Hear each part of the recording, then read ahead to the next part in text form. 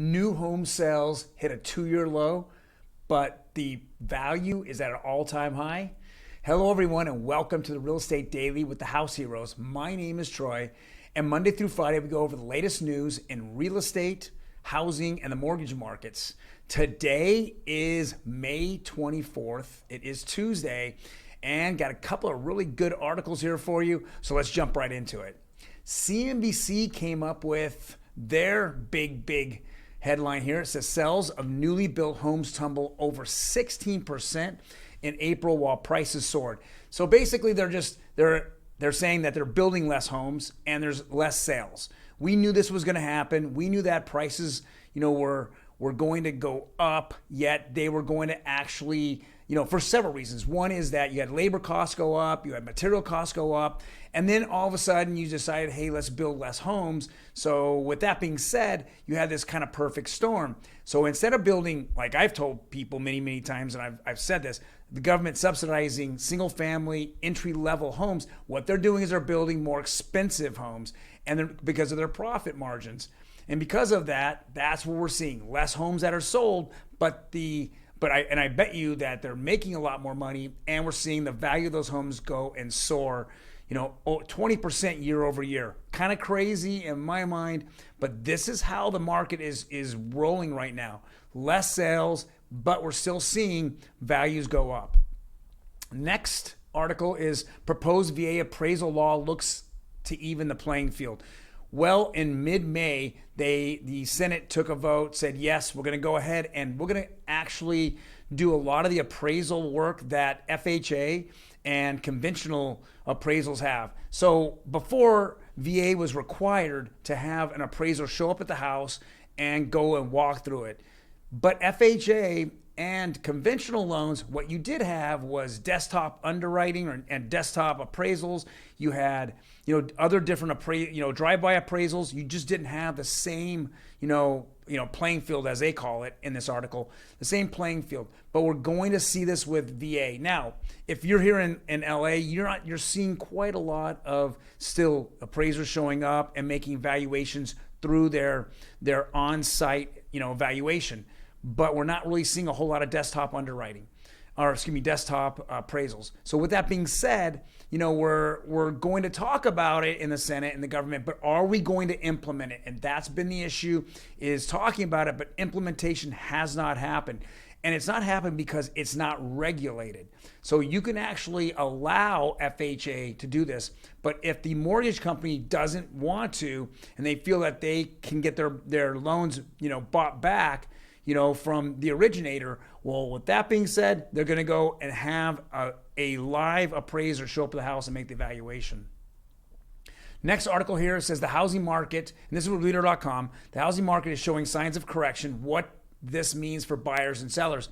Well, we're seeing on certain communities in certain areas that the houses are kind of sitting on the market for a little bit longer. Well, I think this is, there's a lot of different things happening. Inflation and the way the government's handled inflation is definitely one of them. The Fed is another thing. So everyone's kind of scared off.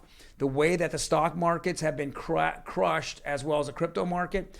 So with all those being said, people are being a little more cautious. So sellers, though, and in their mindset is, can I get the most money I possibly can? And then buyers are like, well, I want to be a little more pickier. We're seeing less offers on properties. So now I want to have a more of an even playing field.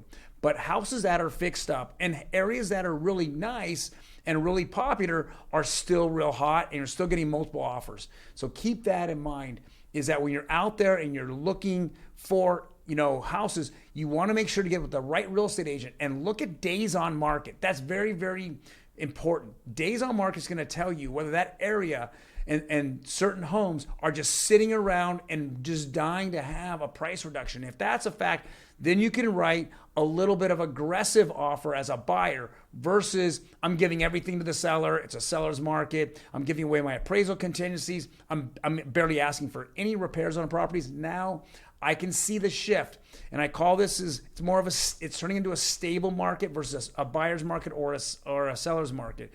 So keep that in mind. We're starting to see it a little bit here We're going to find out, we both all feel that the Fed is going to raise rates by 50 basis points in June. I think that's a foregone conclusion, but it's exactly what they talk about coming out of that rate hike and the news conference after, how they're looking at the future of July meeting and beyond, what they're thinking. Because when June is over with, then we're going to look back at GDP for the second quarter. If it is negative, then we are christened in a recession. So that is the way to check it. To know a recession is you have 2 quarters of negative GDP. So it's going to be very interesting with all the poor reports that are coming out, from Wall Street on, Target and Walmart. I think today we had a few more really bad ones that companies took a 30% loss. Snapchat went down 30%. Their numbers were down. I know there's a couple other ones today. It's constant. People are, companies are now taking the hit. And with a recession, what do you have?